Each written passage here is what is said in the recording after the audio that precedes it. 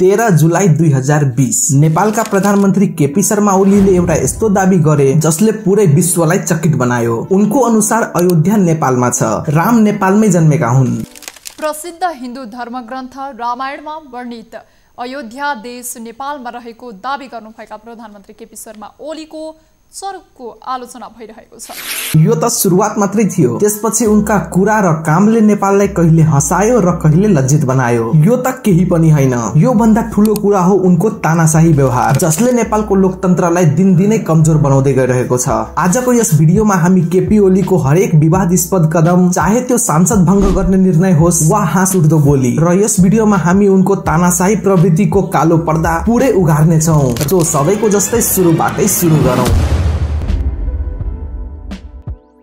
2020 मा जब भारतमा राम मन्दिरको कुरा धेरै भाइरल थियो, त्यही बेला ओलीले भने भारतका राजकुमार रामलाई स्वीकार्ने, भारतले होइन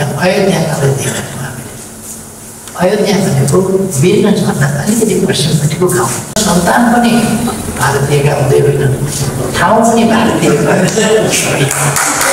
यो सुन्दा तपाईलाई पहिलो त हाँस उठ्छ, तर यो कुरा कति गलत थियो सोच्नुहोस् त। एक देशको प्रधानमन्त्रीले यस्तो कुरा कुनै प्रमाण बिना भन्नु ठूलो गल्ती हो। यो कुराले गर्दा नेपालको भारतसँगको सम्बन्ध बिग्रिन सक्थ्यो। यही कुराले गर्दा विश्वमा नेपालको मजाक पनि बन्यो। सत्तारूढ भारतीय जनता पार्टी भाजपाले नेपालका प्रधानमन्त्री ओलीलाई आस्थामाथि खेलबाड नगर्न चेतावनी दिएको छ। यो कस्तो बेतुकको कुरा थियो जसले देशलाई लज्जित बनायो। तर त्यो भन्दा ठूलो कुरा त अब आउँदैछ। साल 2021 मा राष्ट्रिय सभामा भाषण दिँदा केपी ओलीले मञ्चमै थुके, जुन कि तपाई यस भिडियोमा पनि हेर्न सक्नुहुनेछ। 14 तारिखमा हाम्रो परराष्ट्र मन्त्री।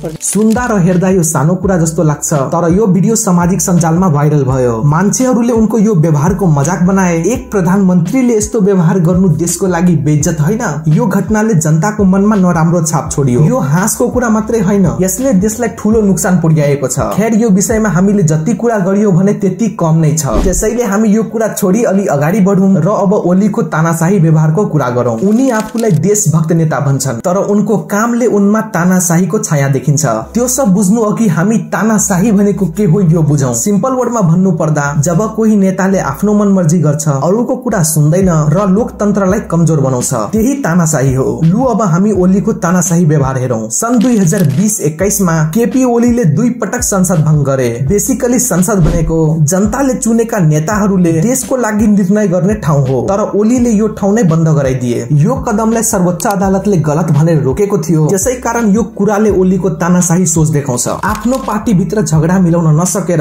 पुरै देशको लोकतन्त्रलाई जोखिममा पारे। यो कस्तो नेतृत्व हो जसले जनताको मतको कदर नै गर्दैन। यसरी नै नेकपा एमालेका नेता भीम रावलले ओलीलाई तानाशाही भने। उनले भने ओलीले पार्टीमा आफ्नो मनमर्जी चलाउँछन्। रावलले लामो भाषणमा ओलीले कसरी असहमति राख्नेहरूलाई दबाए र पार्टीबाट निकाल्ने भनेर खुलासा गरे। अब म जुन कुरा भन्न गइरहेको छु यो हालैको कुरा हो। जब केपी ओलीले सामाजिक सञ्जालमा बोल्ने अधिकारको कुरा गरे, यसमा उनले उनको आलोचना गर्नेहरूलाई दबाउन खोजे। डिजिटल अपराध नियन्त्रणको नाममा उनले मान्छेहरूलाई बोल्नबाट रोक्न कोसिस गरे। यो तानाशाहीको सबभन्दा ठूलो संकेत हो, किनभने लोकतन्त्रमा सबैले बोल्न पाउनु पर्छ। ओलीले आफ्नो विरोधीहरूलाई कमजोर बनाउन धेरै कदमहरू चाले। उनले आफ्नो पार्टी होस् वा बाहिर जो उनको खिलाफमा बोल्छ तिनलाई किनारामा लगाउने कोसिस गरे।